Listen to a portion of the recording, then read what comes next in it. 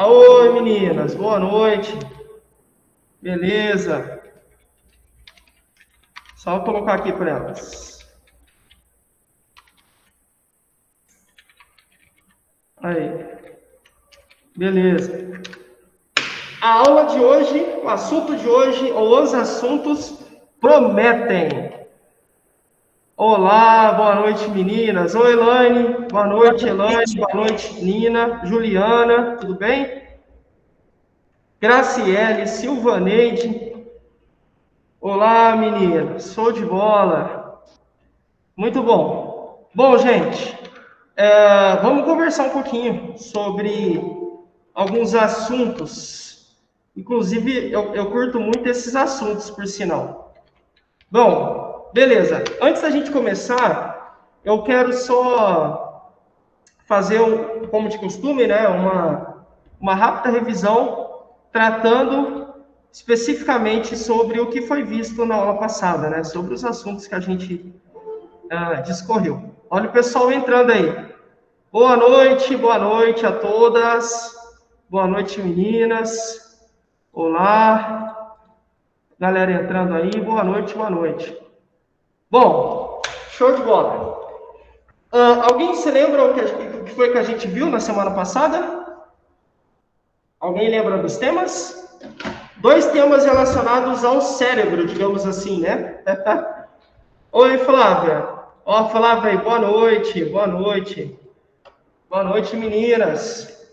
Semana passada, nós conversamos sobre acidente vascular cerebral, que não se chama mais assim, a gente chama agora de acidente vascular encefálico.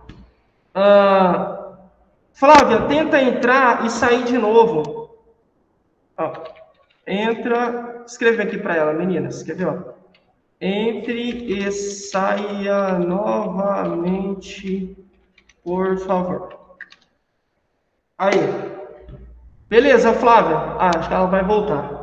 Bom, nós conversamos sobre acidente vascular encefálico e também sobre doença de Alzheimer. Alguém se lembra o que é acidente vascular cerebral, né? Ou acidente vascular encefálico? Quem está lembrado? Ô, professor, não lembro. Ô, professor, eu lembro. O que vocês têm para me contar? Ô, Flávia, que bom. Excelente notícia, Flávia. Obrigado, viu? Que bom que deu certo. Show de bola. Bom, galera, acidente vascular cerebral, ou o título, né? A sigla, a gente vai falar AVC, que é a sigla antiga, obsoleta. Hoje utilizamos a sigla AVE, acidente vascular encefálico. Nada mais é do que literalmente um acidente vascular, um acidente que acontece nas artérias do cérebro, ok? Esse acidente acontece de 2 formas. Quando acontece de uma forma, é um tipo de AVE, um tipo de AVC. Quando acontece de outra forma, é um outro tipo de AVC, um outro tipo de AVE. Quais são esses tipos, professor? Não me lembro. Acidente vascular encefálico hemorrágico e o isquêmico. São 2 tipos. No hemorrágico, a artéria se rompe, fazendo com que haja extravasamento de sangue. Então, você tem uma veia, né, que rompe, que explode, né, que estoura, digamos assim. E essa explosão, essa ruptura dessa artéria causa hemorragia. Isso é AVC hemorrágico. Quando a gente fala do AVC isquêmico, o mecanismo é diferente. É também um AVC, só que aqui, esse acidente se dá de uma outra forma. Que forma é essa, Lucas? Forma isquêmica, a gente fala, né? Basicamente, você tem alguma coisa que obstrui, que impede, que limita, que tapa, né? A passagem de sangue. Então, o sangue não consegue mais passar. E aí, você tem uma isquemia, né? Uma região do cérebro deixa de receber sangue de forma satisfatória.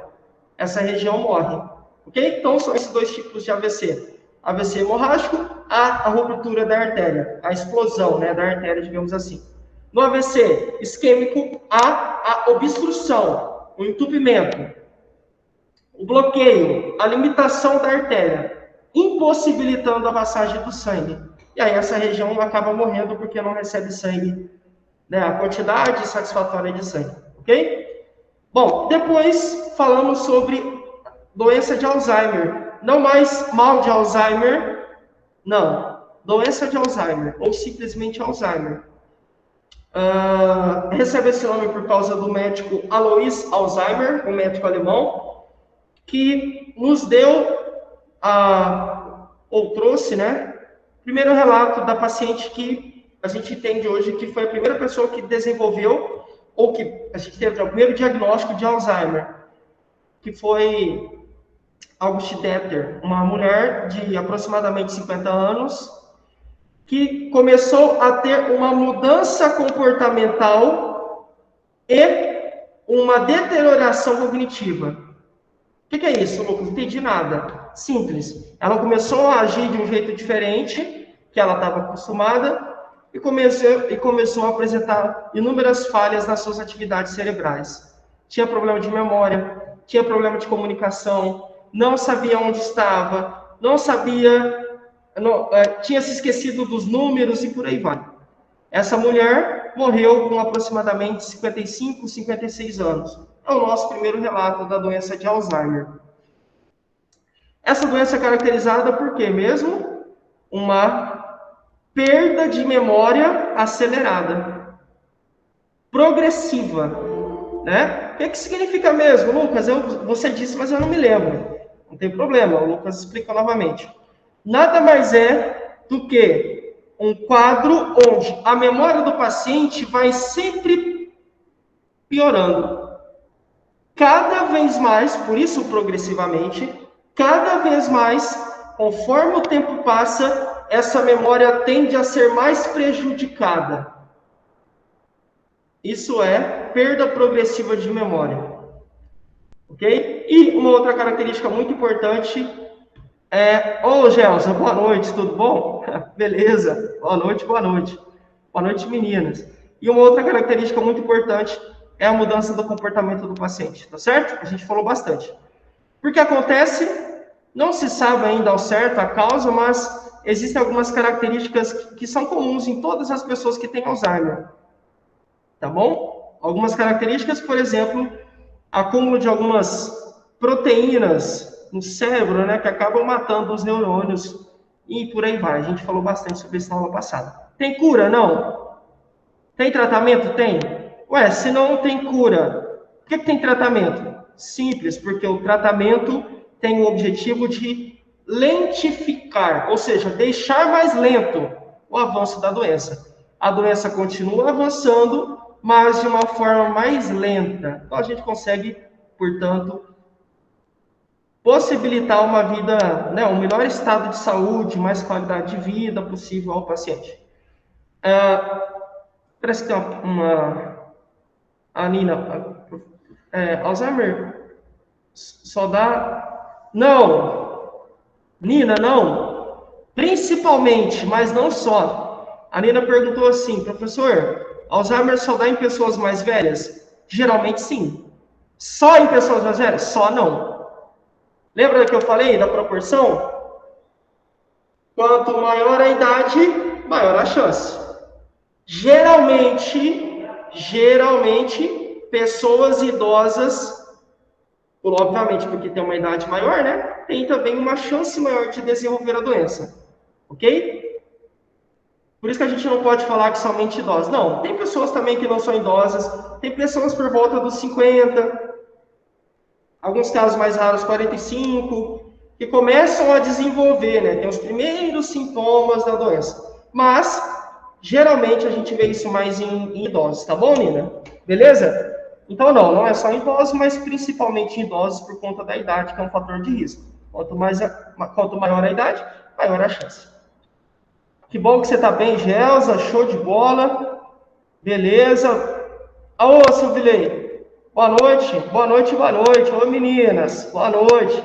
Show de bola. Bom, então esse foi um resumo da aula que a gente viu, né, dos assuntos que a gente discutiu no nosso último encontro. Agora, vamos tratar de dois assuntos que também são, na minha opinião, como eu falei no áudio, um dos principais: diabetes e hipertensão.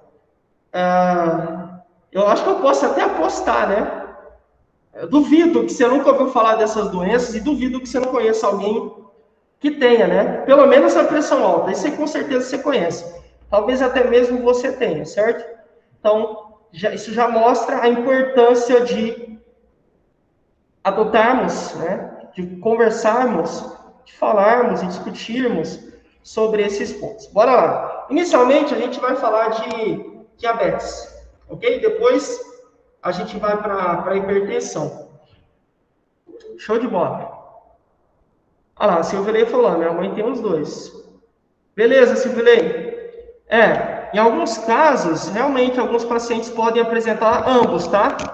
Apresentam tanto pressão alta, né, hipertensão, como diabetes.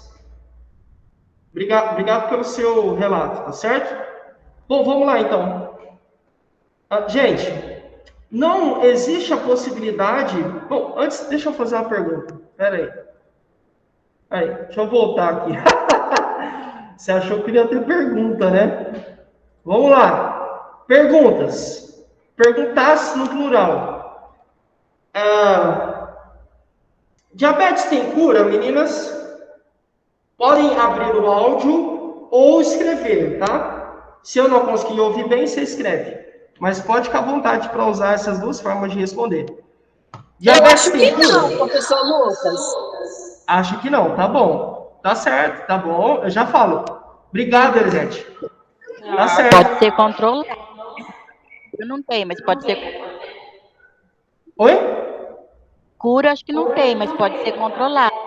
Perfeito! Show de bola!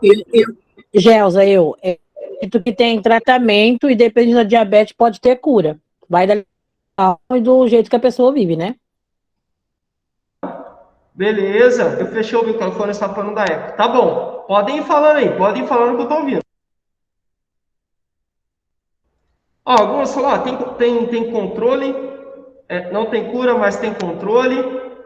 Algumas têm cura. Vamos lá, a gente vai esclarecer alguns pontos relacionados a isso, tá bom? Mas assim, via de regra, não tem cura.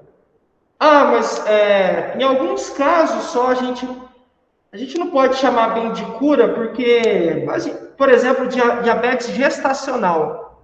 Então, a mulher engravida, né? E aí, obviamente, tem uma gestação. Durante a gestação, durante a gravidez, acaba, por conta das mudanças hormonais, acaba desenvolvendo diabetes. Em alguns casos, essa diabetes, esse quadro, né, diabético, tende a permanecer. O que é isso, Lucas? Simples. A mulher fica diabética para toda a vida. Não era, mas por conta da gestação, da mudança hormonal e acaba ficando diabética e leva essa diabetes por toda a vida. Mas, em alguns casos, mulheres desenvolvem diabetes durante a gestação e, após o nascimento da criança, vai embora. O quadro passa. Foi. Então, esse tipo de diabetes, a gente nem vai falar muito. A gente vai dar foco nos dois principais tipos, tá? Que alguns nem consideram esse outro aí diabetes. Então, a gente vai falar dos que é consenso. Diabetes tipo 1, diabetes tipo 2. Esses dois, não tem cura. Mas tem tratamento. É isso que a gente vai falar também, tá bom? Pergunta 2. É genético? É genético diabetes? O que é que vocês acham? Eu acho que não. Acha que não, tá bom? Juliana falou que não. E você? Eu acho que pode ser e pode não ser também. Legal, Silvanete. Legal, tá bom. Quem mais?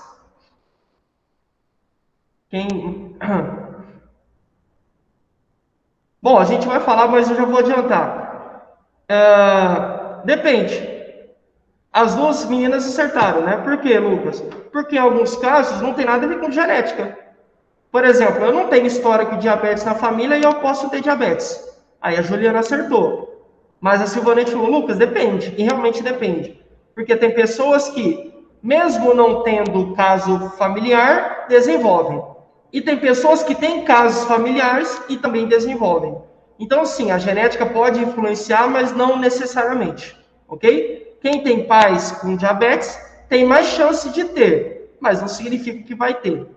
Principalmente se tiver um estilo de vida saudável. A gente vai chegar lá. Pergunta número 3. A gente nasce com diabetes ou desenvolve diabetes? O que vocês acham? Eu acho que pode ser os dois. Ah, Juliana. Oi? Perdão? Eu acho que pode ser os dois. Perfeito, legal. Silveira e Juliana mataram a charada.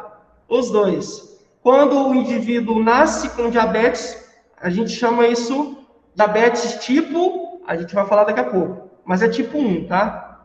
Quando o indivíduo desenvolve diabetes ao longo da vida, diabetes tipo 2. Beleza? Nasceu com diabetes tipo 1. Desenvolveu diabetes ao longo da vida tipo 2. Beleza? Então, nasce ou desenvolve? Depende. Depende da situação. Cada caso é um caso, mas é possível nascer com diabetes ou é possível desenvolvê-la ao longo da vida. Tem tratamento, meninas? Pergunta 4. Tem tratamento?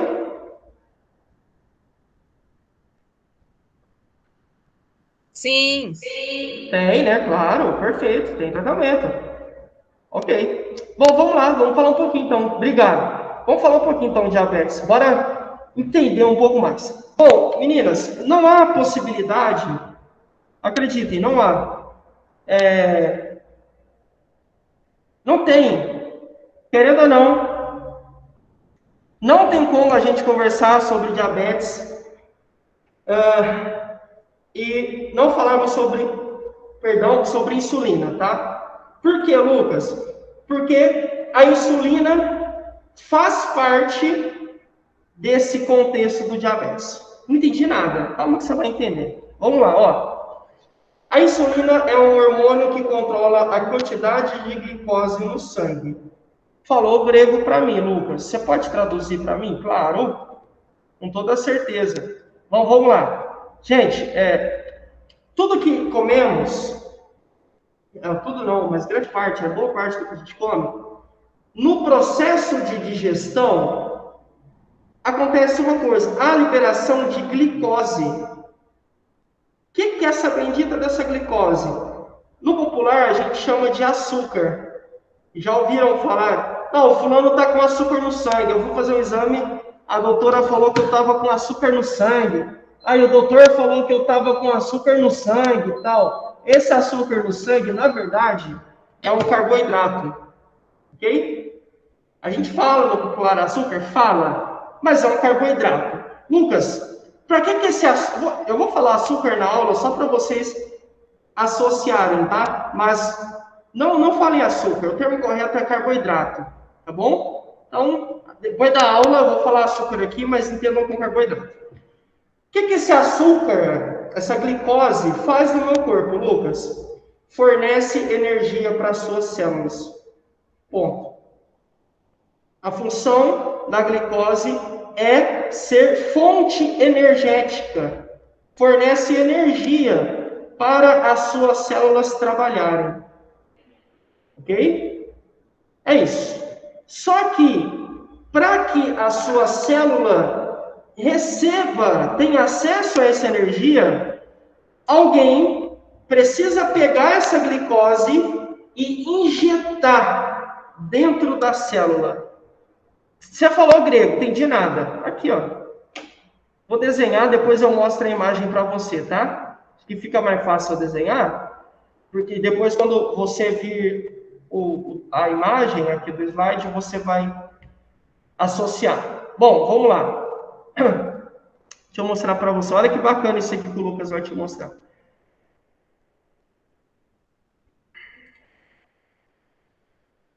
Peço por gentileza que olhem Olhem com os olhos de artista, tá? Ai, ai. Ó, tá aqui uma célula, tá aqui outra célula, tá aqui outra célula, outra célula, outra célula. E aqui eu tenho a glicose, ó. Lembra? A glicose é essa energia, ó. Tenho glicose disponível na minha corrente sanguínea. Glicose, glicose, várias moléculas de glicose espalhadas no meu sangue. Fora das células, essa glicose não dá energia que elas precisam. O que significa, Lucas? Significa que eu preciso ter alguém que pega essa glicose e põe dentro da célula, para que a célula desenvolva as suas atividades por causa dessa energia. Quem que é esse alguém, Lucas? É a insulina. Então a insulina vem, ó, pega a glicose e injeta. Pega a glicose, injeta. Pega a glicose circulante na sua corrente, injeta. Pega a molécula de glicose e põe dentro da célula. Quando ela faz isso, a sua célula tem energia para desenvolver as suas atividades. Lucas, tá bom, enfim, já viram, né? Entenderam, né? Eu tenho a molécula de glicose, aqui em vermelho, que é energia, serve de energia. Só que ela fora da célula não tem utilidade, digamos assim. Aí vem a insulina, coloca essa glicose dentro da célula. Estando dentro da célula, ela consegue servir de energia. Top! Lucas, e o que isso tem a ver com a aula? Absolutamente tudo. As pessoas não falam que diabetes é excesso de açúcar no sangue?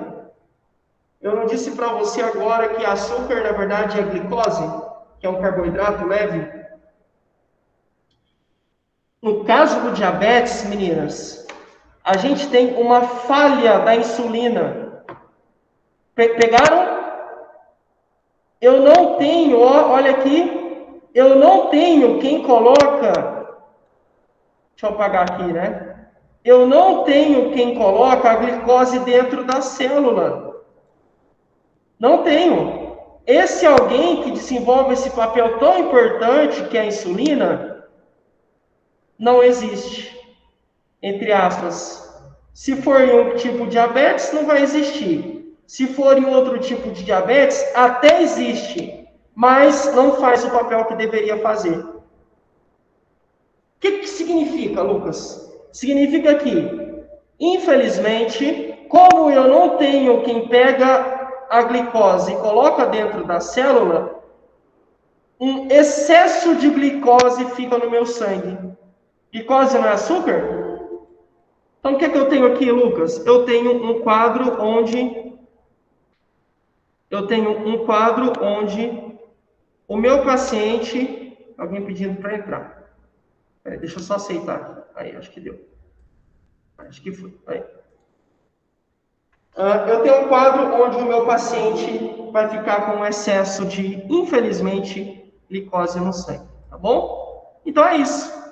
É simples.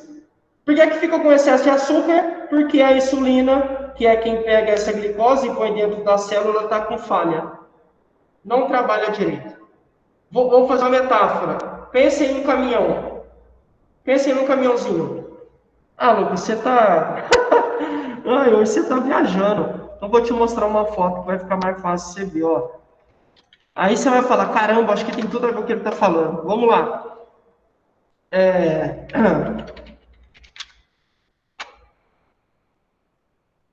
Pegar um... Ah, legal. Olha isso aqui, que show.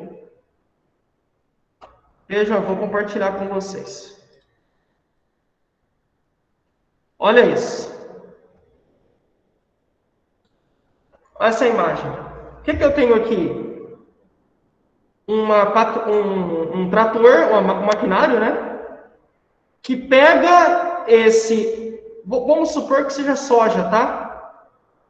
Parece ser soja, é silo, ó. Eu acredito que é soja. Então, o trator pega a soja e leva para um local, certo? Pega, leva. Geralmente leva para onde, Lucas? Leva para o barracão. Aí não sei o que é barracão. Aí barracão é isso. Então ele pega a soja e faz isso. Coloca a soja dentro do barracão. Vamos traduzir? A insulina é o trator. A insulina é quem pega a soja, que aqui vai ser a glicose, né?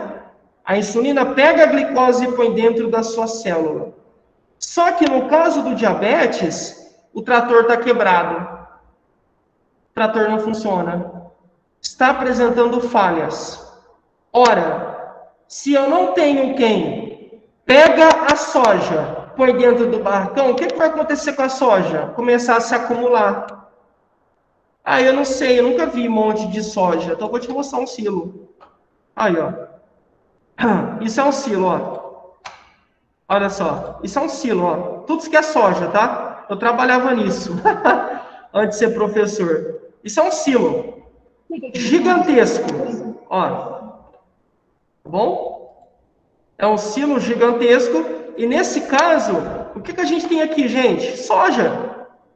Montes e montes de soja. No nosso corpo é a mesma lógica. Se eu não tenho o tratorzinho pegando a soja, pegando a glicose e pondo dentro da minha célula, a glicose vai se acumular. Acumula. E esse excesso, esse acúmulo de glicose, a gente chama de diabetes. É simples. Lucas, define para mim glicose. Sim, defina para mim diabetes. Falha na insulina, alguma coisa aconteceu na insulina que fez com que você tivesse um acúmulo de glicose no sangue. Ponto. Só que, claro, né, a insulina vai falhar de formas diferentes. É isso que a gente vai ver daqui a pouco. Mas, em suma, é isso. Eu tenho um acúmulo de glicose no sangue. Isso só acontece porque a insulina não está fazendo o seu papel. Deveria fazer, mas não está. E aí a gente vai ver algumas causas pelas quais isso acontece. Tranquilo? Então, isso é diabetes. Agora a gente vai para a aula para ficar mais palpável. Agora vai ficar mais fácil você entender o que é, né? Vamos lá. Então, ó, o corpo precisa desse hormônio. Que hormônio? Insulina. Para utilizar a glicose. Por quê? Porque ele quer utilizar como fonte de energia. Então, eu como alguma coisa, isso transforma em glicose. A insulina vem, pega essa glicose e põe dentro da minha célula. Entretanto, quando a pessoa tem diabetes, o organismo, preste atenção, não fabrica a insulina. Está aqui o primeiro mecanismo, a primeira causa. Por que é, Lucas? Porque é que então eu tenho um acúmulo de glicose, está aqui a justificativa. Eu não tenho insulina no meu corpo. Eu não tenho trator. Eu tenho a soja sendo produzida, mas eu não tenho o tratorzinho para fazer o transporte dessa célula, dessa glicose, perdão. Vai se acumulando. Acumula.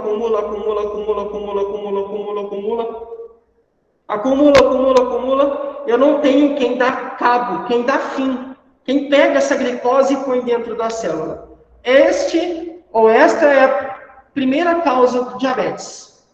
Isso aqui é característico do diabetes tipo 1, ok? As meninas falaram, ai professor, Silvilei, pois é, eu trabalhava com ração para animal. A gente extraía farelo de soja, óleo de soja, fazia ração. Bem isso. 2013, 14, início de 2015. Eu fiquei 2 anos. Saí para poder fazer faculdade, né? Mas eu gostava. Tanto é que eu queria fazer engenharia química, sabiam? Eu nunca falei isso para vocês. Acho que eu nunca falei para nenhuma turma. Provavelmente vocês nunca me veriam, né? Eu seria engenheiro químico. De acordo com a área que eu atuava. Eu até fazia técnica em química, inclusive. Eu gosto muito dessa área. Tá bom? Vamos lá. Bom, voltando. Então, no caso do diabetes, não tem insulina. diabetes tipo 1. A insulina não é ou não se encontra disponível no sangue. Olha só. Lucas, e no tipo 2? Está aqui. Não consegue utilizar a glicose adequadamente. Lembra que no AVC a gente tinha dois mecanismos? A artéria estourava ou ficava entupida. No diabetes também a gente tem dois mecanismos. A insulina não é fabricada, eu não tenho insulina no meu corpo, ou eu tenho insulina e ela não trabalha como deveria. Ela não utiliza a glicose. Novamente, diabetes tipo 1, não tem insulina no meu corpo, não tem insulina. Obviamente, se eu não tenho insulina, a glicose se acumula, né? Tipo 2, eu tenho insulina, só que ela não sabe, ela está perdida, falha, não faz o que deveria fazer. Se ela não faz o que deveria fazer, eu tenho um acúmulo de açúcar ou de glicose no sangue. Tá bom? Quando isso acontece, independentemente do mecanismo, ó, o que acontece? A resposta está aqui embaixo. O nível ou a concentração, a quantidade de glicose aumenta. Fica alta, né? Aí, um desenho bonitinho, né? Agora sim, agora você não precisa mais usar. Você não precisa mais usar a sua habilidade artística para entender o desenho do Lucas. Agora aqui fica mais fácil você entender. Eu não entendi nada, porque eu não entendi nada. Você tá em inglês, Lucas? É, tranquilo, ó. Vamos pegar aqui, ó. O que acontece, gente? O que eu tenho aqui, né? Eu tenho, olha que coisa mágica. Impressionante, né? Olha só, vamos pegar aqui primeiro, ó. Essa imagem da minha esquerda aqui. Isso é uma célula. O que está escrito aqui? Tá em inglês. Receptor de insulina. Insulina, glicose. Canal da glicose. Closet é fechado. Traduzindo, eu tenho um lugar que a insulina vai preencher. A insulina preenche. Olha, eu tenho um receptor, ela se encaixa aqui. Ela se conecta, acopla. Por isso o receptor. Esse receptor é a tomada, digamos assim, da insulina. Eu não estou entendendo, só você ver outra imagem, ó. Veja aqui, ó. Olha que legal. A insulina vem e encaixa. Quando a insulina encaixa, olha o que acontece com a glicose. Adentra. Olha que legal. Que bacana. Então, ó, traduzindo. Quando a insulina se junta ao seu receptor, o que eu tenho? O canal da glicose aberto. Olha, o canal da glicose se abre e adentra a célula. Com glicose dentro da célula eu tenho energia. Fantástico, né, gente? Como o nosso corpo é perfeito, né? O receptor recebe a insulina, a glicose consegue entrar e serve, portanto, de energia para as células desempenharem as suas atividades. Aí, a mesma coisa. Exatamente a mesma coisa. Só que aqui está em português, né? Mas a mesma coisa, ó, a glicose se junta ao seu receptor. Vejam aqui na imagem, ó. Imagem 1, o receptor está solitário. Imagem 2, receptor acoplado, recebendo a insulina. Imagem 2, como o receptor ainda não está acoplado, né, conectado com a insulina, olha a glicose no sangue, circulando, bonitona. Só que aqui na imagem 2, quando a insulina faz o seu papel e se conecta ao seu receptor, a glicose entra na célula. O canal da glicose fica aberto e as células recebem essa glicose. Olha que coisa linda. E aqui elas utilizam para suas atividades. Tá certo? Tranquilo, né?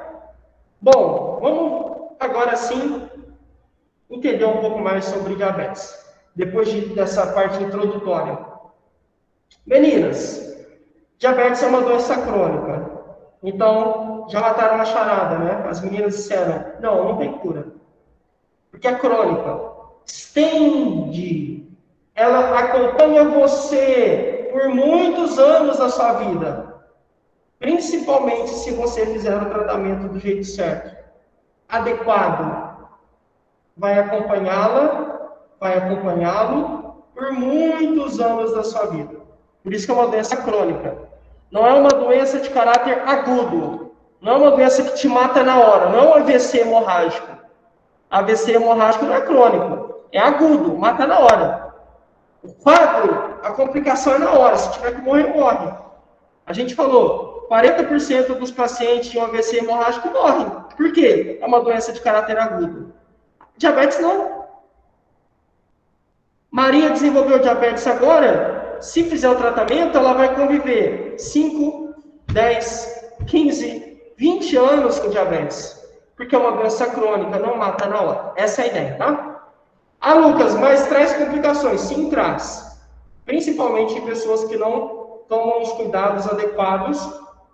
E essas complicações acontecem lá no final. Demoram um tempo para acontecer, não é na hora, tá bom?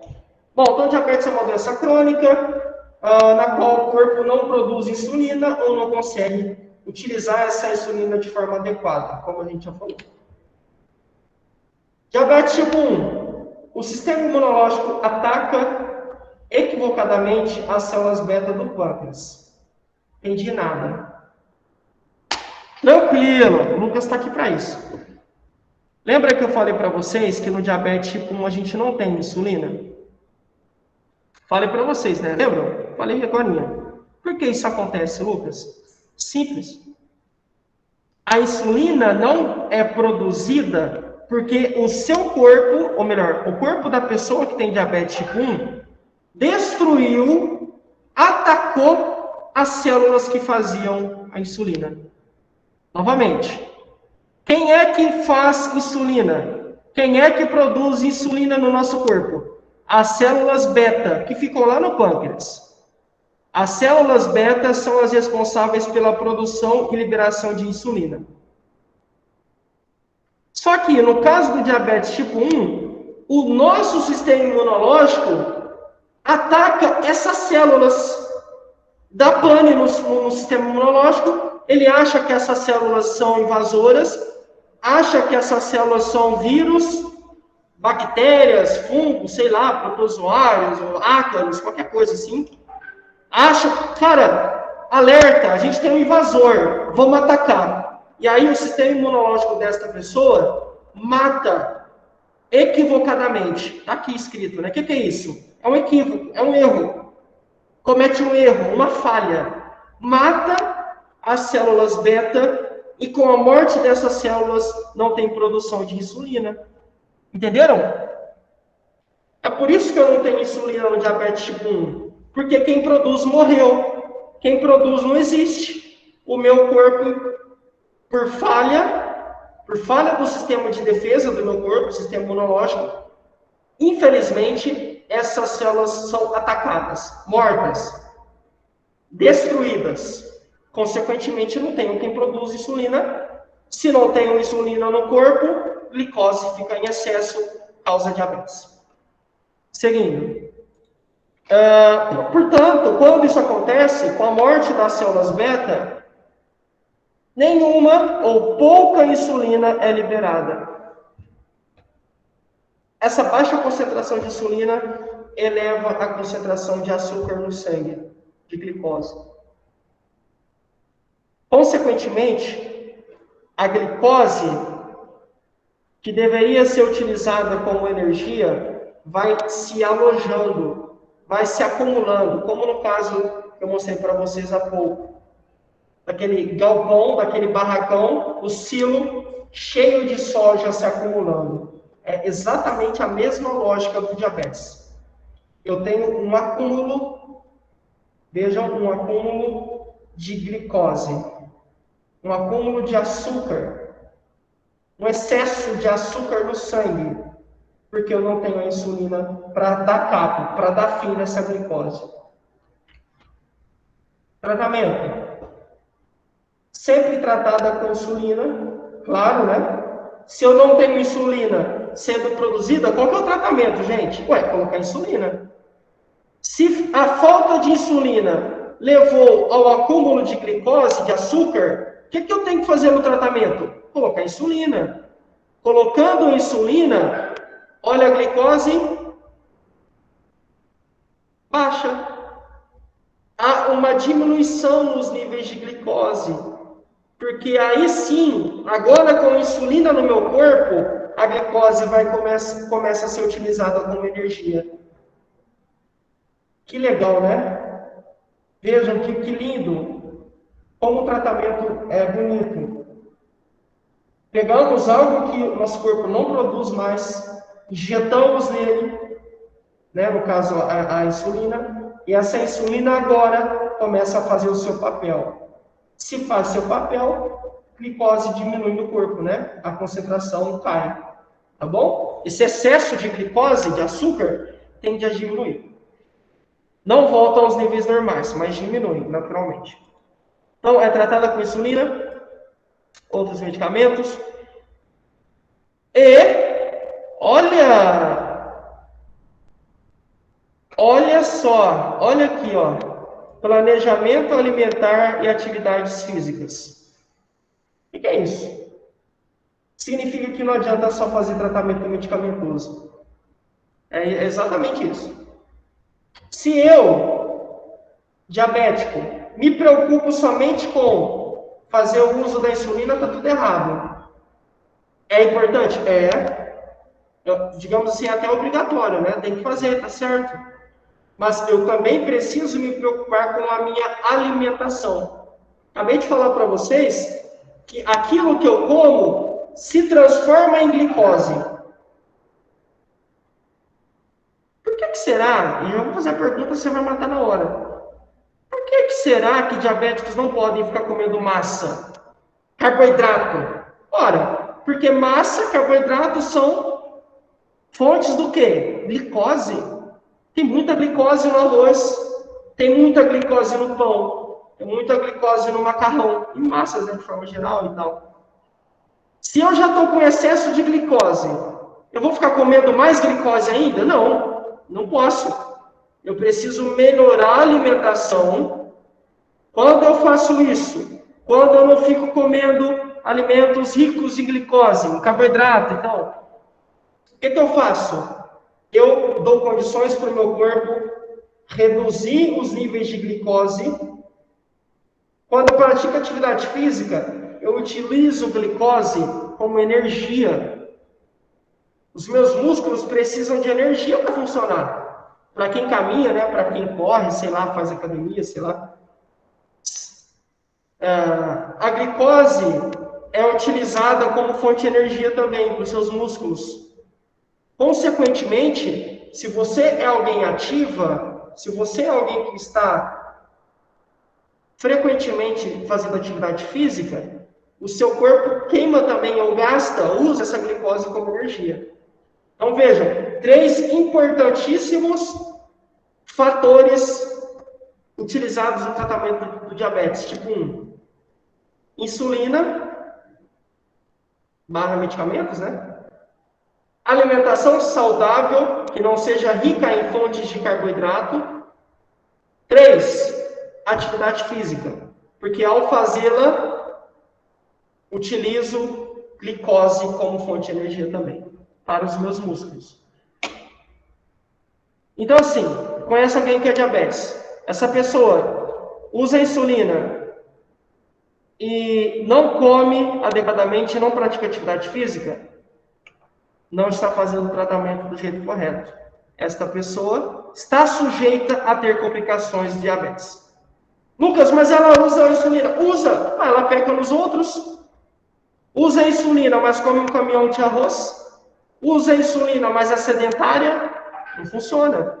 Precisa ser ativa, fisicamente falando, ter uma alimentação saudável e usar insulina. E medicamentos, né? Tá bom? Então tem que ser essa tríade. Precisa ser esse tripé.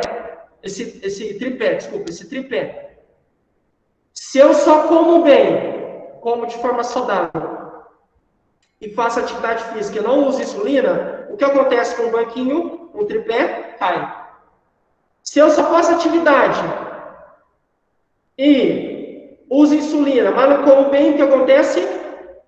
Cai. Preciso adotar essas 3 estratégias para o tratamento. Ok? Isso sim é um tratamento adequado. Seguindo. Agora, não mais tipo 1, mas sim tipo 2. Tipo 1, lembrando, o indivíduo nasce. Porque desde criança já ocorre a falha, digamos assim. Né? Por isso que você vê crianças com diabetes. Essas crianças têm diabetes tipo 1, tá? Que é essa que as células que produzem insulina morrem, né? São destruídas. Tá bom? Crianças com diabetes têm diabetes tipo 1, geralmente. Tranquilo? Belezinha, né? Lucas, como é que a gente sabe que uma criança tem diabetes? Que exame que faz? Exame de sangue, por exemplo.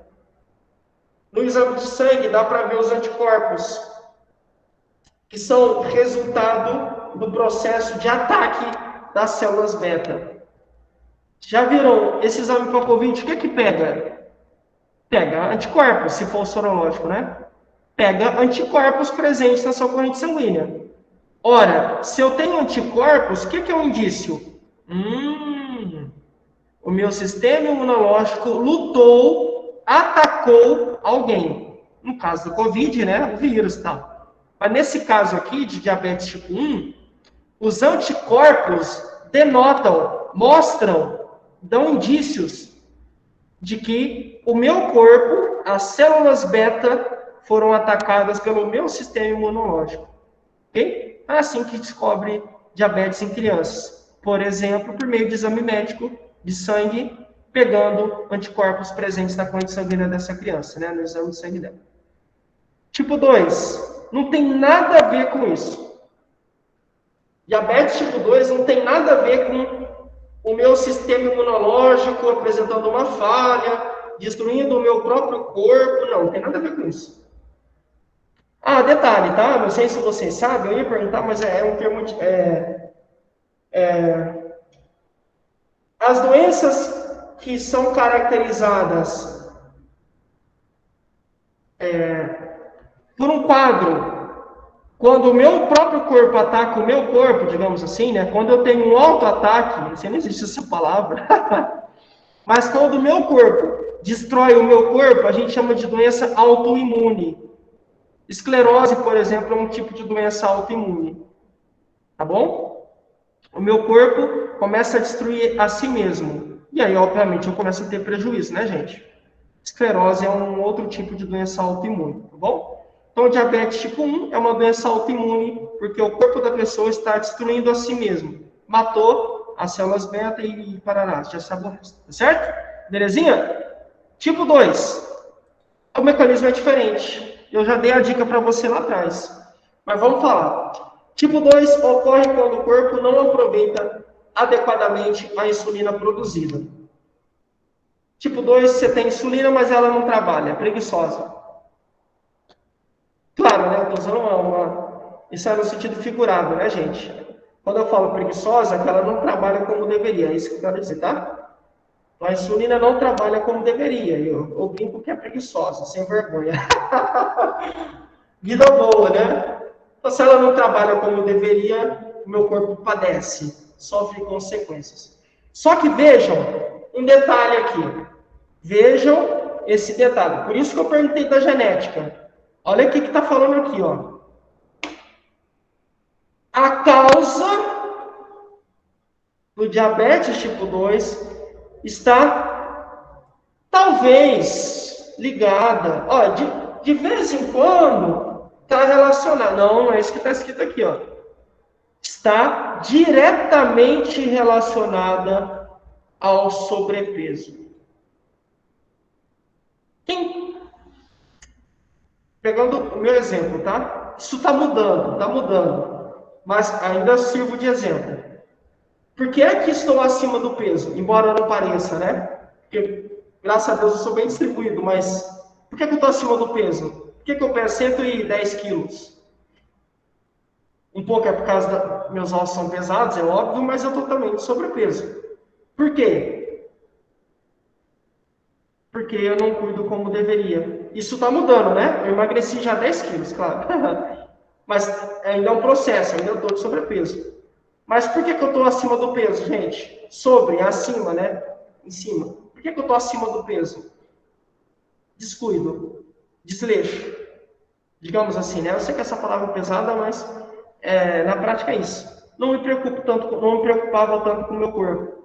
Ou não dava atenção. Em algumas partes da minha vida eu tive que dar atenção para outras coisas, acabei vacilando.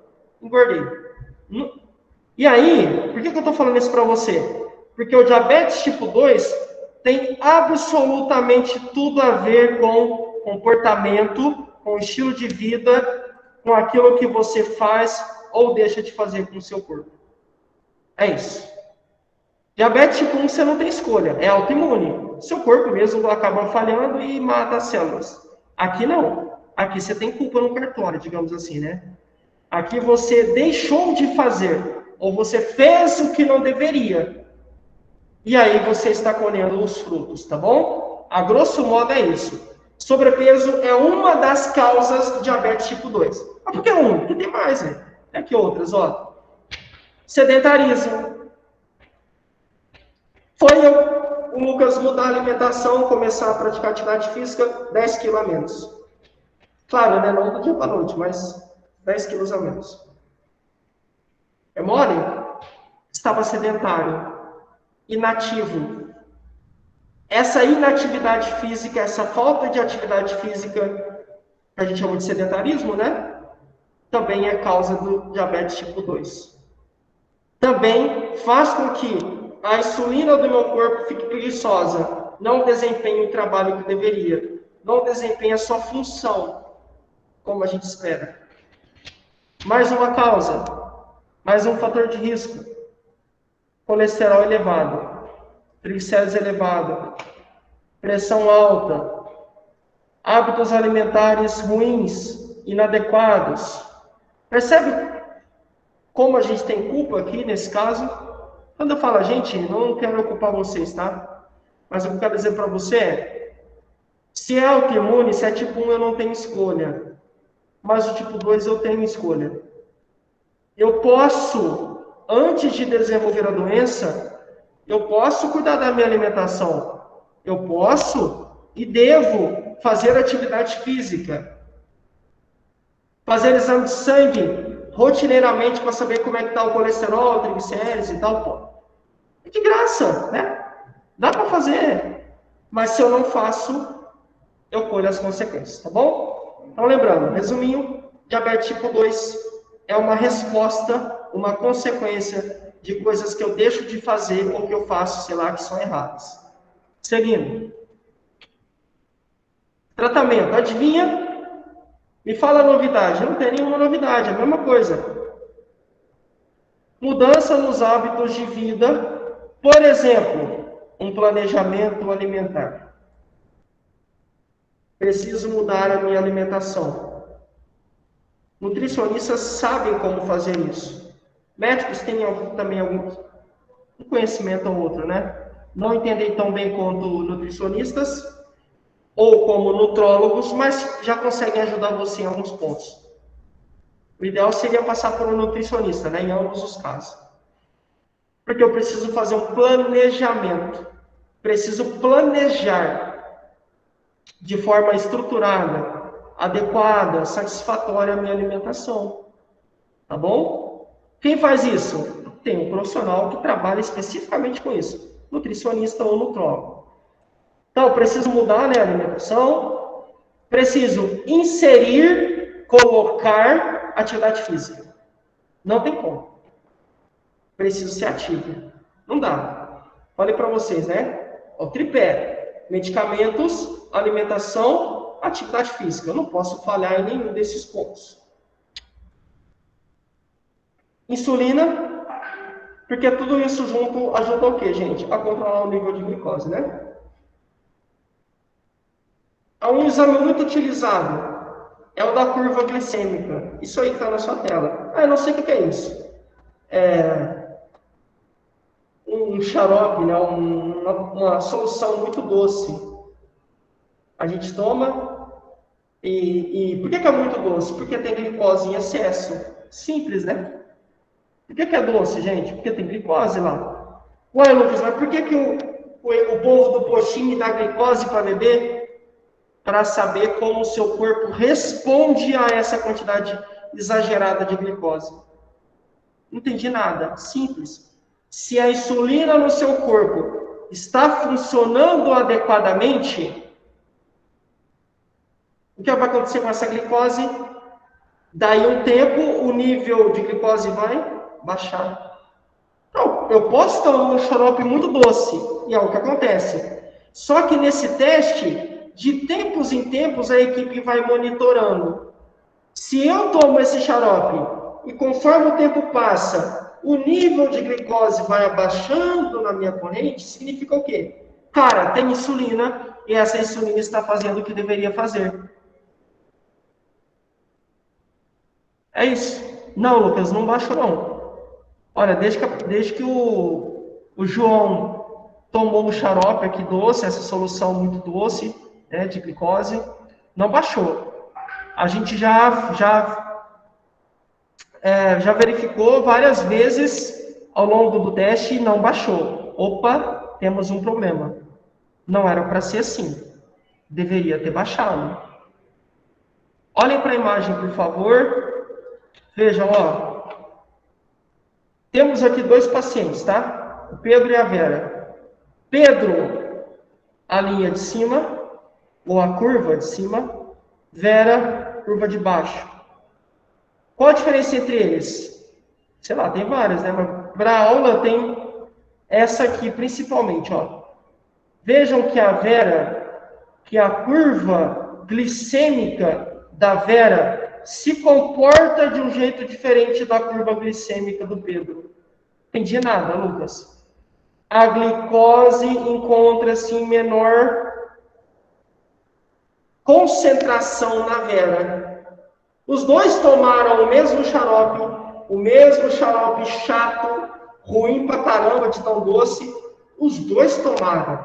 Só que na Vera, a curva funcionou de um jeito diferente. Vejam que, olha aqui, não passou de 100 miligramas decilitro, né? Ó, passou um pouquinho de 100, voltou. Olha do Pedro, foi por volta dos 250, né, ml decilitro. Está muito alto. Se está alto, o que significa? A insulina está apresentando falhas, tá bom? Bom, possíveis complicações do diabetes.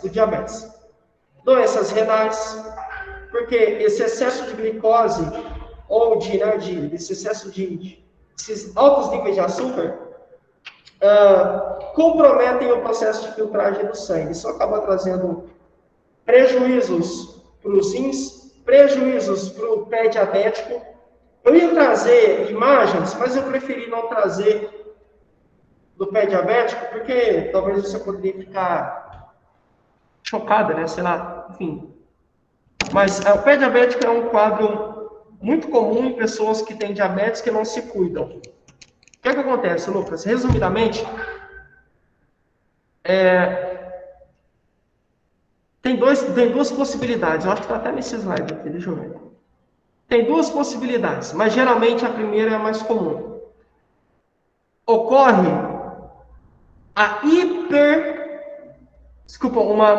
uma falta de sensibilidade do pé da pessoa.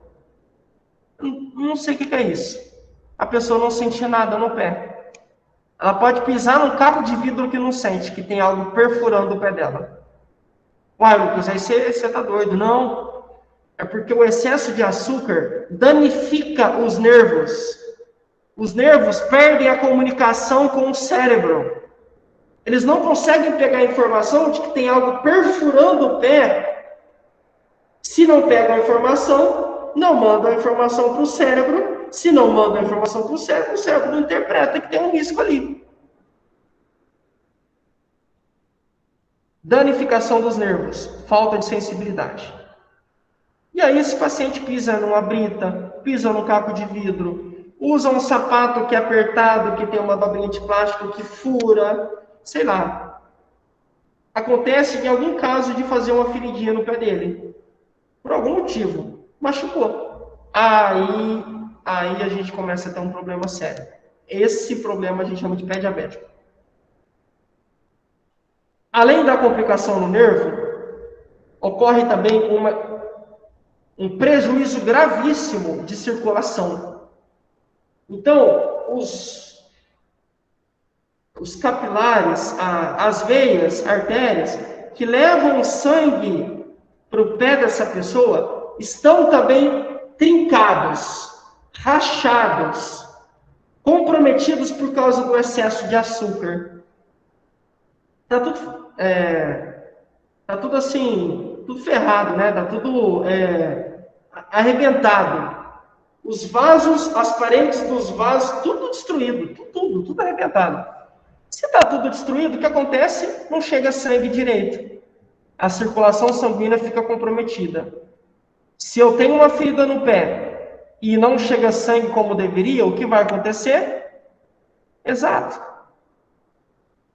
Começa a acontecer morte do tecido. Começa a morrer o pé. Necrose, por isso que fica preto, tem que amputar. Porque não chega sangue de forma satisfatória. Os nutrientes, gente, que a gente utiliza na cicatrização, vêm pelo sangue. Vem pelo sangue. Se não chega sangue, não tem nutriente chegando ali e não vai fechar. O tecido, né, a pele, aquela região do pé da pessoa, não está recebendo sangue. Não recebe nutrientes, não recebe oxigênio, morre por causa da lesão. Geralmente a gente tem, para piorar o caso, invasão, bactérias, fungos, né? São bem comuns, invadem. E aí, além do problema de cicatrização, além da lesão, eu também tenho agora uma invasão de um patógeno, né? De uma bactéria, sei lá, alguma coisa assim. O invasor adentrou. Aí isso vira uma infecção. Por isso que em muitos casos a gente tem que amputar. Porque não dá, não consegue recuperar. Por causa do comprometimento da circulação, por causa do excesso de açúcar. Perceberam? Gravíssimo isso aqui. Gravíssimo. Por isso que muitas pessoas começam a perder o dedinho. Você já deve ter visto. Ou ouviu falar sobre. Perde o dedinho, de repente perde mais um, aí tem que perder mais, e vai subindo. Pé diabético. E outro caso é que às vezes fica uma hipersensibilidade, tá? É mais comum não ter sensibilidade nenhuma. E em outros casos pode ser que tenha uma sensibilidade demais. Tudo que encosta dói, queima, incomoda e por aí vai. Dicas.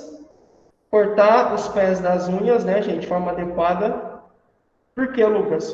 Porque a unha, sei lá, tem vários motivos. Vou falar dois principais. Embaixo da unha tem o quê? Pode acumular, né? Bactérias, sujidades, micróbios, micro-organismos nocivos, né? Micro-organismos que fazem mal, né? Se eu tenho um machucado no pé e eu tenho bactéria aqui embaixo da minha unha, e eu tenho, né, lógico, essa bactéria vai fazer o quê? É oportunista, enxergou uma oportunidade de invadir o meu corpo, vai entrar. Por isso que manter sempre limpo, manter sempre, né, as unhas limpas, né, cortadas. Motivo 2, também, em algum momento, essa unha pode começar a perfurar o meu pé. Quem já viu unha encravada, por exemplo? O que é aquilo? O que é uma unha encravada? É literalmente um pedaço de unha que começa a cortar o meu pé. Geralmente a gente tem que fazer procedimento, né, com podólogo e tal. E aquilo gera ferida, gera um buraco, né, uma ruptura da pele. Em diabéticos isso fica complicado, porque eu já falei, você tem uma dificuldade de cicatrização.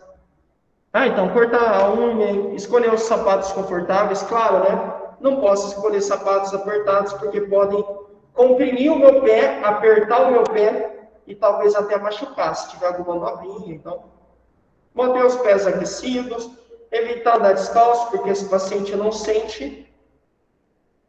Lembra, tem uma falta de sensibilidade. Se ele pisa em algo, ele não vai sentir, vai ficar arrebentando o pé. Isso não pode acontecer. Geralmente, diabetes também deixa a pele mais fina, digamos assim, né? Mais sensível. Se é mais sensível, qualquer coisa, entre aspas, pode perfurar. Cuidado com calos, né? Não retire calos, cutículas e por aí vai. Tá bom? Mais cuidados. Lavar os pés diariamente. Claro, né, gente? Isso é óbvio, né? Manter os pés hidratados, monitorar a glicemia, manter o peso ideal. Isso aqui é legal. Esse peso ideal tem a ver também com a questão da glicose no sangue, não tem. Mas aqui tem outra coisa. Se eu tenho um pé que tem uma pele sensível, e se eu estou acima do peso, o que vai acontecer com essa pele? Rachar.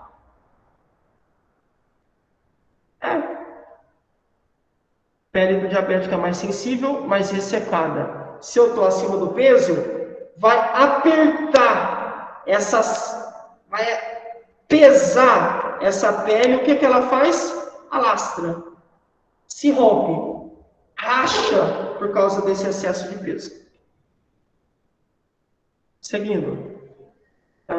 E aí tem uma rotina diária, né, de exercícios físicos, alimentação saudável, por aí vai. Locais para aplicar insulina. Em alguns aí eu vou mandar para vocês, né? Mas braço, abdômen, bumbum, coxa. Locais para armazenamento. De preferência aqui em cima do gavetão, tá? Acima do gavetão de verduras. Não na geladeira. Por quê? Não na porta, desculpa. Porque aqui pode bater, tem um choque de temperatura e tem outras justificativas. Melhor eu parar em cima do gavetão ou onde a bula indicar, né? A bula também fala o melhor lugar para você armazenar. Tá bom? Então, essa é a ideia do diabetes. Não se esqueça, é um quadro, é uma situação bem perigosa, né? Não tem cura, mas tem tratamento, mas a gente tem que dar a devida atenção. Agora, a gente vai falar dela. A companheira. Hipertensão arterial, né? Eu dei uma aula recentemente, eu peguei alguns slides de lá, peguei alguns daqui, coloquei lá e vice-versa, né? Achei que ficou bem legal a aula, então eu trouxe boa parte dela para cá. Mas eu já vou adiantar, gente. Isso aqui também tem muito a ver com o nosso estilo de vida, tá bom? Tem a ver com genética? Tem a ver. Só genética? Não. Não, porque eu conheço pessoas que têm pais hipertensos e que não têm hipertensão. Não tem a ver. Mas sim, né? Quem tem pais hipertensos tem mais chance. É a mesma lógica do diabetes. Mas não é regra. Por isso que você precisa se preocupar. Por isso que você precisa dar a devida atenção para o seu corpo. Preocupar-se com a alimentação, atividade física, consultas regulares, né? Sei lá, idas frequentes aí ao médico. Quando possível, né? A nutricionista e por aí vai, tá bom? Então, hipertensão arterial. A pressão arterial é isso aqui, ó. A pressão exercida dentro das paredes das minhas artérias. Lembrando, a artéria leva o sangue, veia volta ao sangue. Basicamente é isso, tá? Então, a artéria pega o sangue do meu coração e leva para o meu corpo. A veia volta com esse sangue. Bem louco isso, né? Doideira total. Vamos lá. Bom, eu queria mostrar para vocês, isso aqui são as minhas perguntas, mas eu quero mostrar umas coisas aqui. Vamos lá. Gente, pressão arterial também não tem cura. Ok? Não tem cura. É também uma doença crônica, a gente já viu a definição. O que é isso mesmo? uma doença que eu consigo conviver com ela por muitos anos. Se fizer o tratamento adequado. É possível, não me mata. Cara, descobri que eu tenho hipertensão hoje. Não vou morrer amanhã. Não. É uma doença crônica. Não. Se fizer o tratamento, não. A gente vai ser companheiro, né? Digamos assim, eu vou conviver com ela por muitos anos, com um tratamento adequado. Então, também é uma doença crônica. E também é um reflexo, muitas vezes, de uma pessoa que teve uma conduta errada, inadequada. A gente vai chegar lá. Então, a pressão sanguínea, gente, é isso. É a pressão que é exercida aqui, né? Dentro das artérias. Para correr, para que o sangue corra dentro das minhas veias, artérias, tem que ter uma pressão, que vai literalmente pressionar esse sangue para ele circular. Isso é a pressão arterial. E aí, isso aqui é fantástico. Toda vez que a gente fala de pressão arterial, a gente tem que falar disso aqui. Pressão sistólica, pressão diastólica. Pressão sistólica e pressão diastólica. Lucas, o que é isso mesmo? Simples, é tranquilo. Pressão sistólica é aquela que diz respeito à minha pressão máxima. Quem já viu uma pressão 12 por 8? 12 por 8, 14 por 9, 10 por 6. Esse primeiro número, 10 por 6, 14 por 9, 12 por 8. Esse primeiro número, 12, 10, 14, diz respeito à pressão sistólica. Quando o meu coração manda o sangue para o meu corpo. Isso é pressão sistólica. Tá bom? Lucas, e a pressão diastólica? É o contrário. Quando o meu coração se enche de sangue para depois mandar esse sangue para o meu corpo. Então fica o dia todo bombando, né? Enche de sangue, manda para o corpo. Enche de sangue, manda para o corpo. Quando enche diastólica, é o segundo número. 14 por 9. 12 por 8. Esse segundo número é a diastólica, quando o coração se enche de sangue. Enche de sangue, envia sangue. Enche de sangue, envia. Quando enche diastólica, quando envia sistólica. Quando enche pressão mínima, quando envia pressão máxima. Beleza? Show. E aí, obviamente, essa pressão interna que acontece, né, que literalmente pressiona, que comprime o sangue dentro, né, das minhas veias, artérias e capilares, pode estar alta. Quando essa pressão fica alta, o que acontece?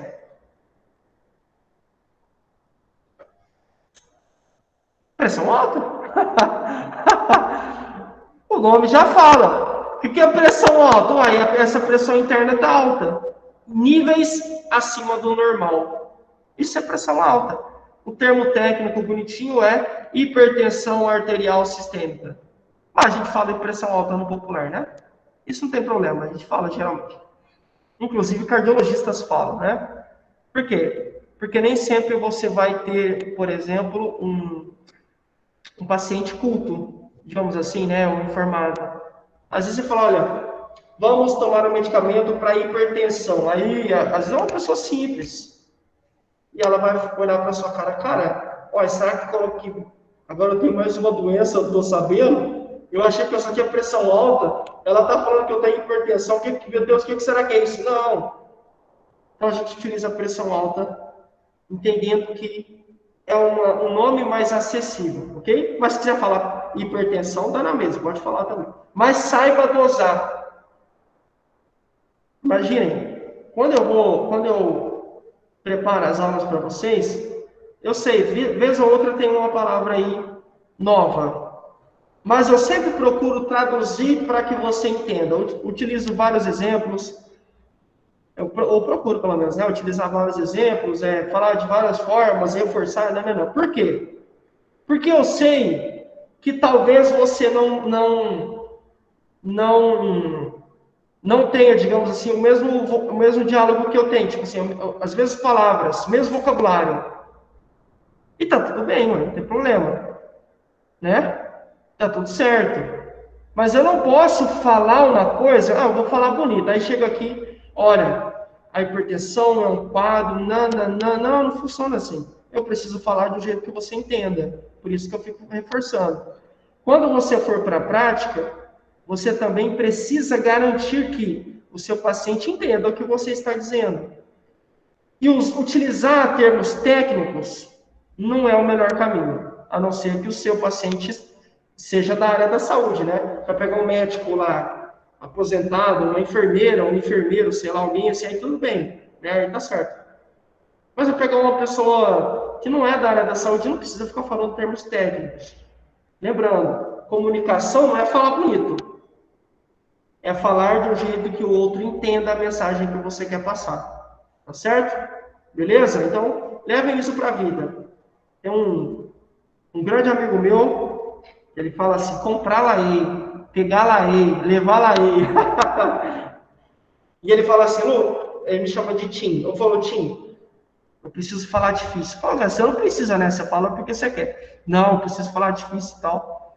E essa é a conduta que ele adota, mas assim, as pessoas não entendem muito o que ele fala, não. E para ele tá tudo bem, mas esse não pode ser o nosso comportamento quando a gente for trabalhar, tá bom, meninas? Sejam simples. Falem do jeito que a pessoa entenda, certo? Quero usar um termo técnico. Tudo bem, pode falar, mas traduz. Olha, o senhor tem hipertensão arterial, que a gente chama no popular de pressão alta, tá certo? Então, se por acaso eu falar para o senhor hipertensão, lembra que a pressão alta é a mesma coisa, tá? Só que é o termo técnico. Mas fica tranquilo que não é outra doença, não. Entendeu? Aí dá uma risada. Entendeu? Eu falei o termo técnico, mas de forma, assim, com fluidez, de forma natural, brincando, eu traduzi para ele. Falei na linguagem dele. E ele só vai entender o que está na linguagem dele. Então, tomem cuidado. Seguindo. Então, a pressão alta, a gente chama de hipertensão. Tá certo? Ponto. Quando essa pressão interna está alta demais, hipertensão. E aí tem essa imagem, eu também passei na aula, né? Os prejuízos que podem e vão acontecer no corpo deste paciente, né? Prejuízos no cérebro, prejuízos no coração, nos rins e por aí vai. Certo? Bom, então quando a pessoa é considerada hipertensa, gente? Quando ela está com a pressão acima do normal. Lucas, o que é uma pressão acima do normal? Essa pergunta é difícil de responder. Se você perguntar para uma pessoa técnica, ela vai dizer acima de 12 por 8. Especificamente 14 por 9 ou mais. Será que é isso na prática? Não. Por que, Lucas? Porque tem pessoas que têm uma pressão mais baixa normalmente. Tem gente que tem a pressão 9 por 6 sempre. 10 por 6.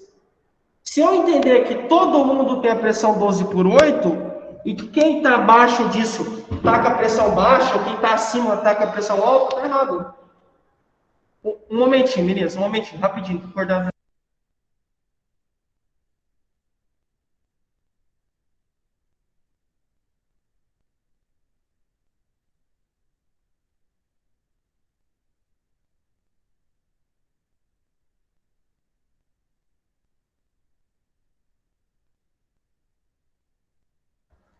Aí, meninas, voltamos. Bom, é o seguinte, então, eu preciso entender, né? O coordenador veio, mas a ideia é o seguinte, eu preciso entender que se eu só olho para números, vai dar ruim, não é o certo. Então, não necessariamente uma pessoa que tem pressão 10 por 6 está com a pressão baixa. Não. Às vezes é a pressão habitual da pessoa. Tá bom? Então, toda vez que e vocês vão aprender a fazer isso, a aferir a pressão, Eu vou ensinar presencialmente, eu vou falar isso de novo no dia, mas já quero adiantar. Não se orientem somente pelo número. Você vai constatar, você vai verificar, né? Aferir a pressão e vai encontrar um número. Não se orienta. O número dá uma direção, mas não dá a palavra final. Olha, dona Silvaneide, eu vi aqui, eu aferi a pressão da senhora e deu 10/6. Quanto que é a pressão normal da senhora? Aí a Silvaneide fala para mim, não, ô Lucas, é isso mesmo, a minha pressão sempre foi 10/6. Então tudo bem, então sua pressão está normal. Perceberam? Eu usei o número? Sim. Mas o que eu fiz? Eu comparei com o que ela relatou. Se ela fala que a pressão dela normal é 12/8, e eu verifiquei, eu aferi, deu 10/6, 12/8, 10/6. 10/6 está baixa. Aí sim. Entenderam? Eu não uso o número como resposta final. Ele só é um meio para que eu consiga interpretar e ajudar a pessoa. E por aí vai, né? Mas assim, via de regra, na maioria das vezes, para a maioria da população, sim. 12/8 é o normal. Tá bom? Para a maioria da população, 12/8. E aí, para quando a gente fala, né, de pressão alta, é aqui, ó. 14/9 ou mais, tá bom? 14, tá 140/9, você tá falando 14/9? Quem participou da aula sabe, né? A gente corta o zero, tá bom? Não entendi. Vou te mostrar aqui, você vai entender. Vou fazer um exercício aqui com vocês, vamos ver se vocês entenderam. Isso aqui eu faço na aula prática, tá? Essa aula não vou falar que eu sou chato, não é verdade isso, eu não sou chato. Mas eu faço várias perguntas e vários peguinhas. E sempre tem o esperto, né? O rapidão e a rapidona. Aí eu sempre pego eles. O rapidão e a rapidona que não presta atenção nos detalhes, aí dança. Brincadeira, mas assim, deixa eu mostrar para você, ó. Vamos lá, ó. Ó, 140/90. Se eu tiro o zero, fica o quê? 14/9. É a mesma lógica do 12/8. 120/80. Cortei o zero, fica 12/8. Então, dizer com a pressão 120/80 é a mesma coisa que 12/8. Só que eu cortei o zero. Percebam que eu disse dizer. Eu não falei escrever, porque aí está errado. Na aula prática você vai entender o porquê. Quando eu falo, verbalizo palavras. Quando eu falo, posso falar 12/8. Posso falar 14/9. Posso falar 9/6, sei lá, 10/5, posso. Falar. Mas se eu for escrever no prontuário, no diário do paciente, não. 140/90. 10/6 seria 100/60. 9/6 seria 90/60. 11/8 seria 110/80. Eu escrevo exatamente de acordo com o que eu aferi, tá bom? Falar, posso cortar o zero. Escrever, não. Anotar, não. Depois eu explico o porquê na aula prática.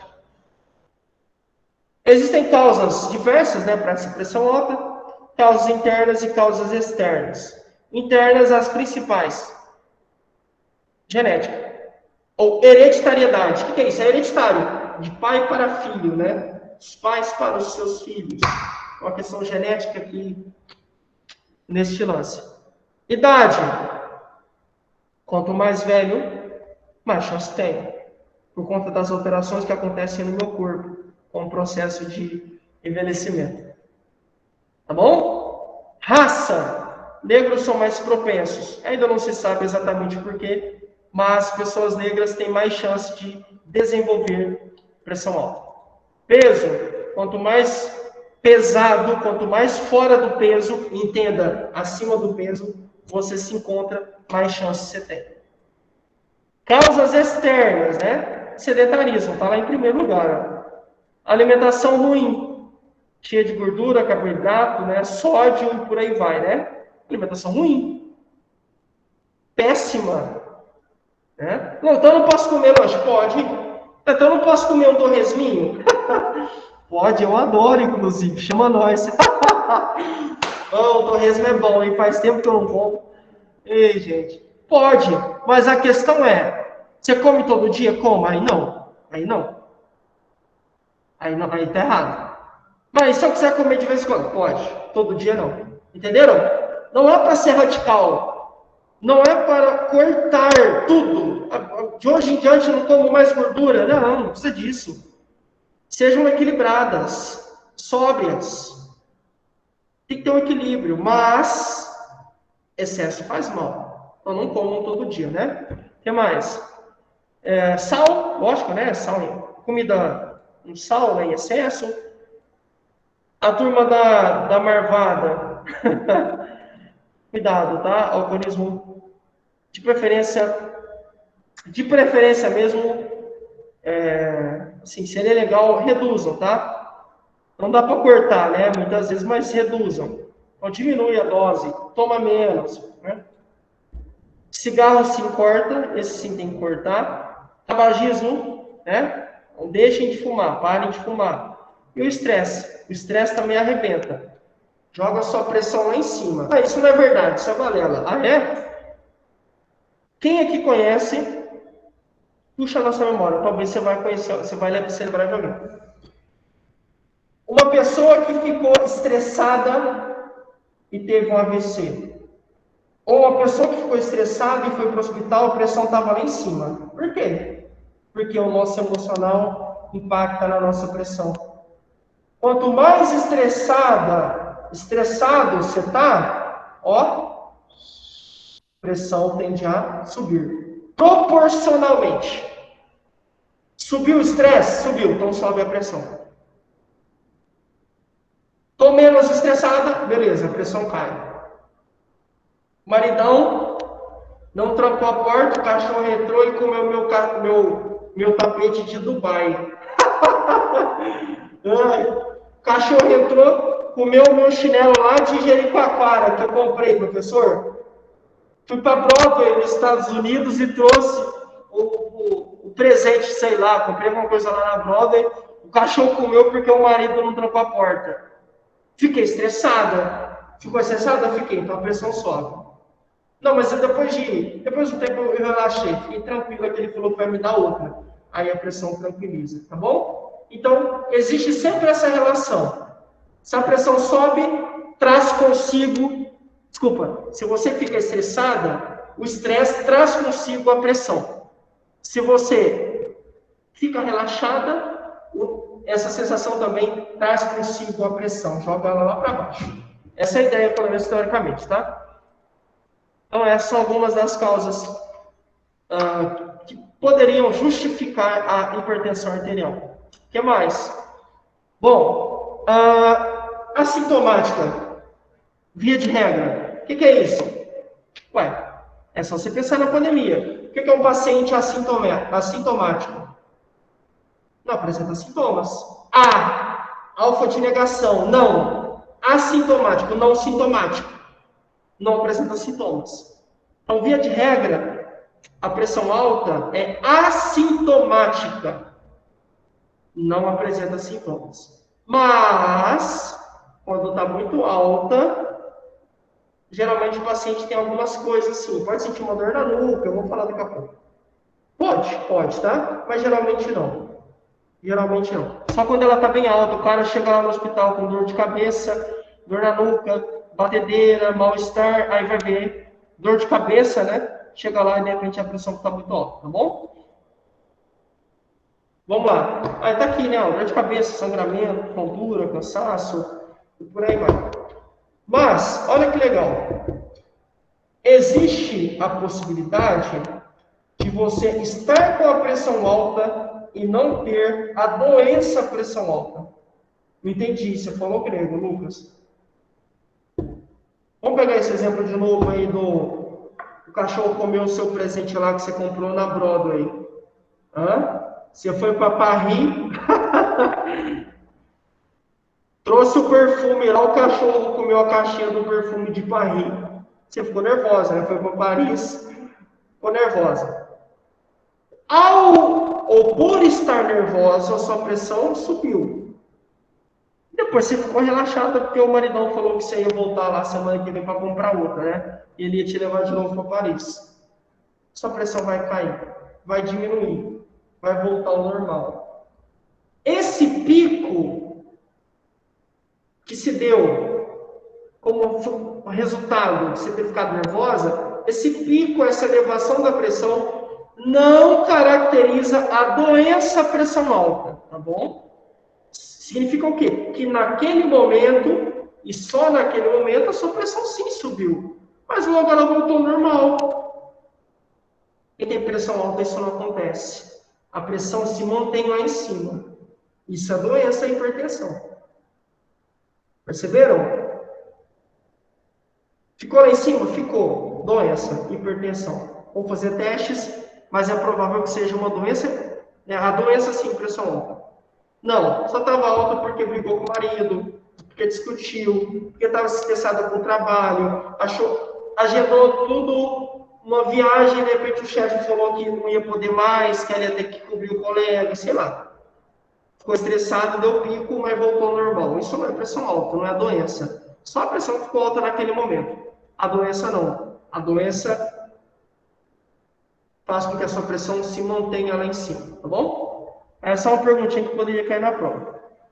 Bom, então a hipertensão arterial grave, se não tratada, pode trazer alguns prejuízos.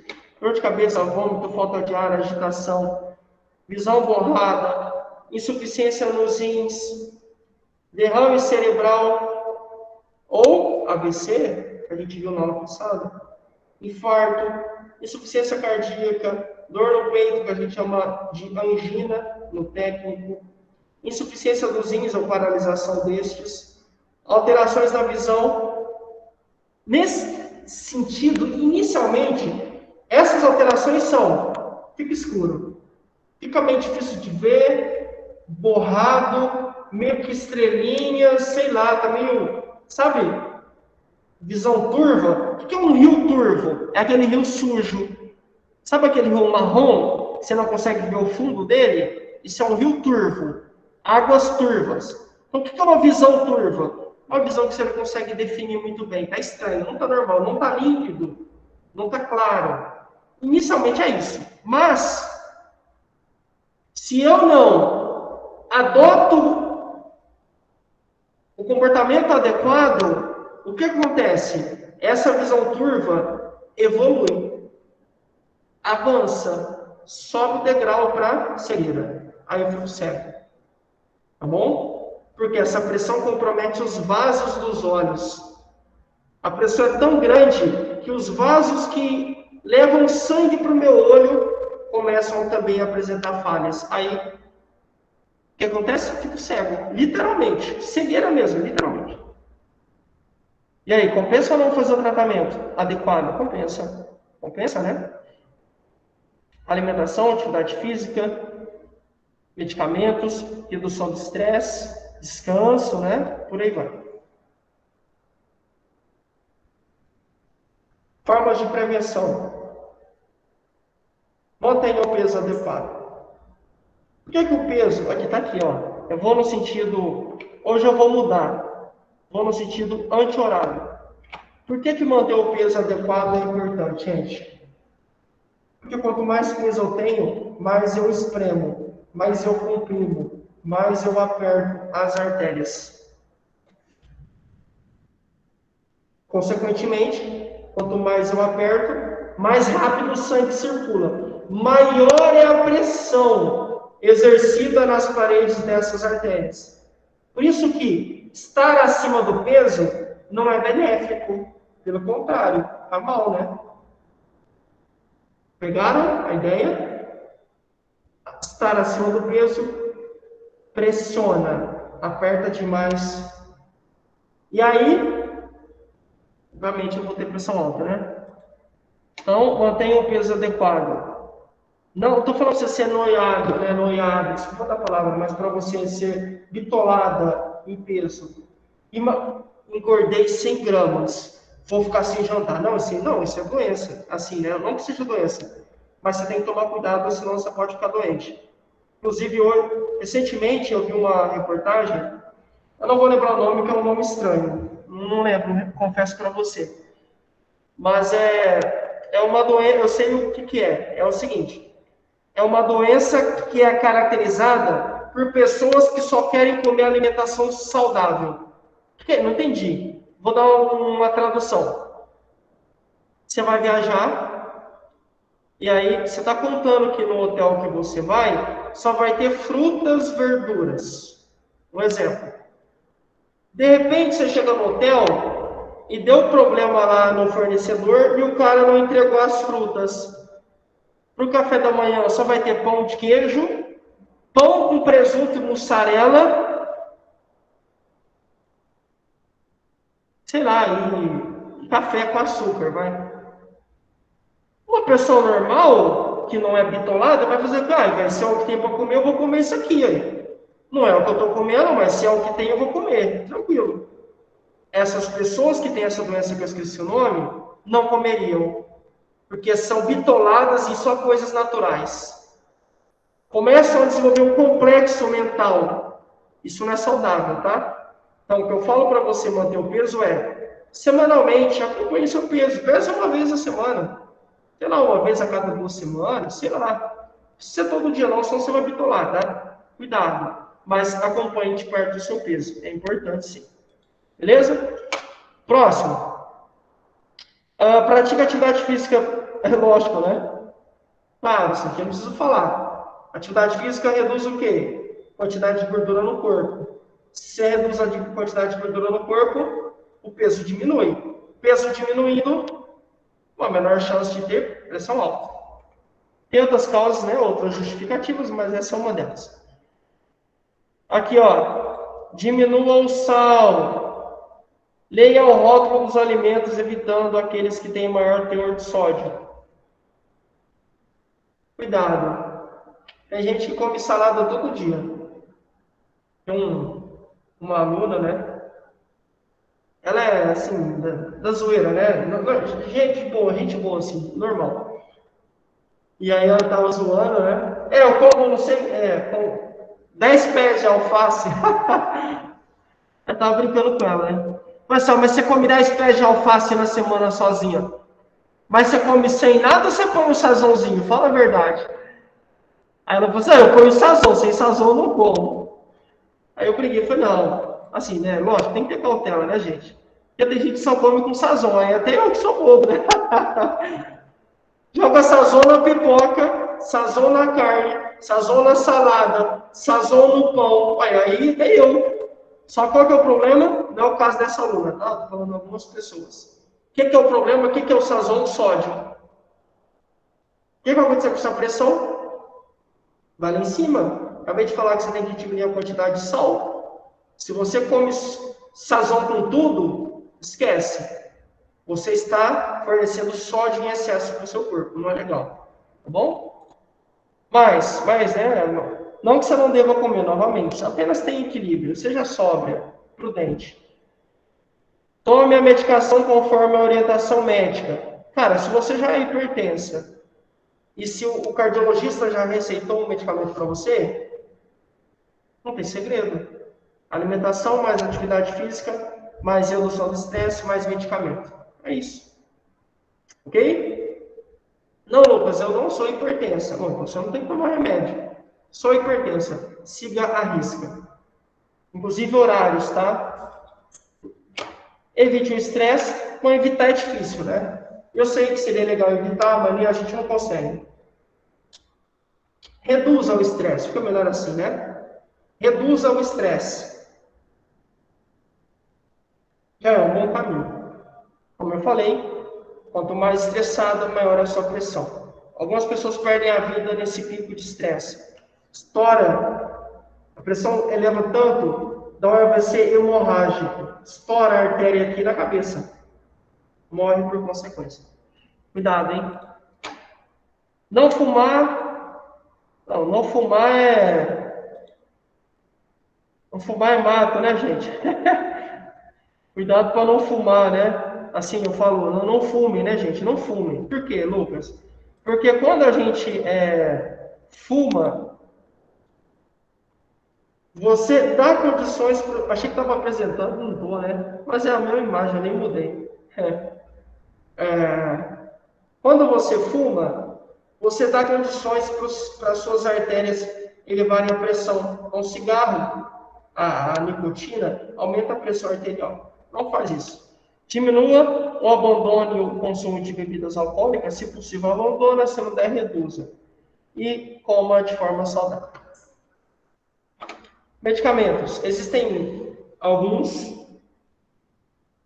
Vou falar dos principais, digamos assim, né? Os principais grupos. Diuréticos. São aqueles que diminuem a quantidade de sal e água no seu organismo.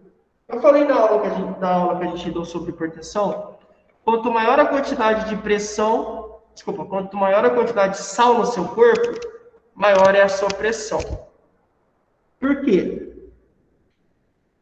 Porque o sal faz com que o seu corpo retenha água.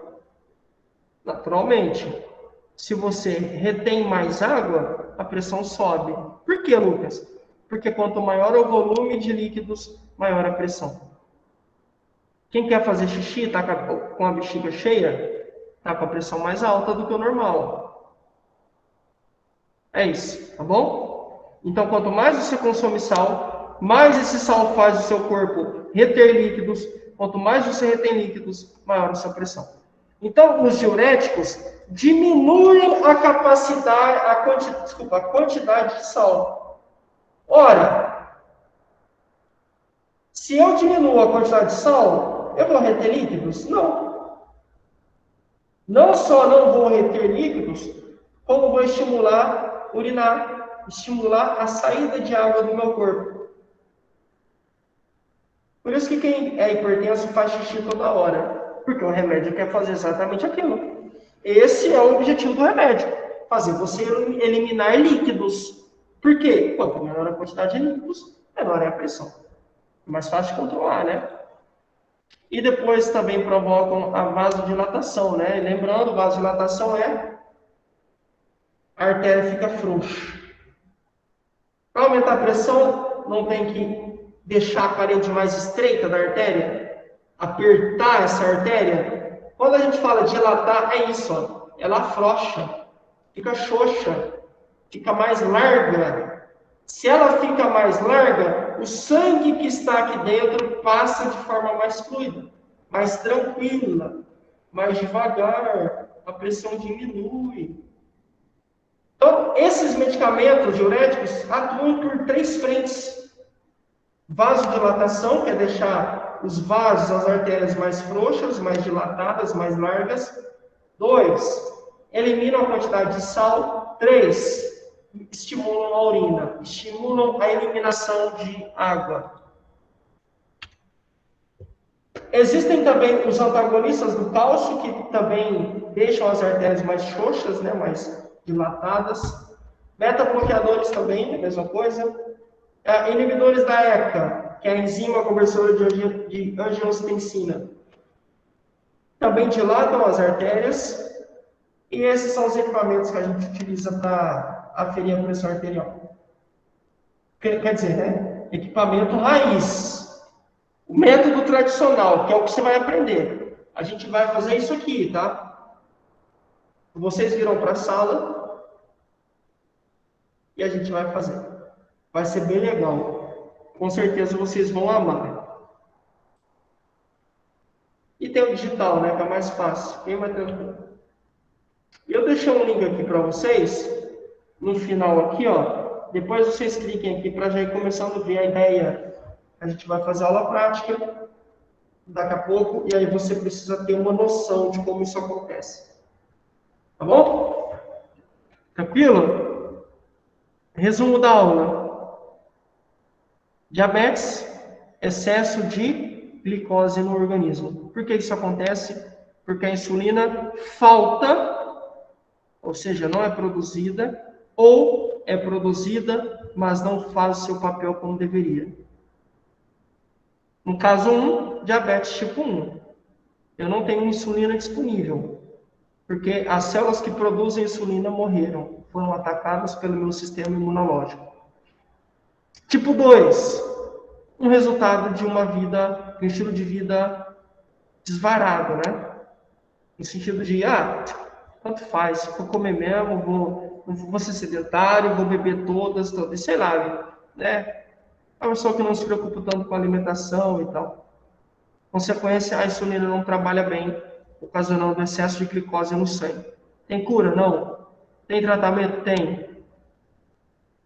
Basicamente o tripé. Medicamentos, né, barra insulina, alimentação, atividade física. Para ambos os casos. Tem complicação? Tem. Retinopatia diabética. Eu não falei isso, né? Cegueira, por exemplo. A pessoa fica cega, só que o quadro é retinopatia diabética.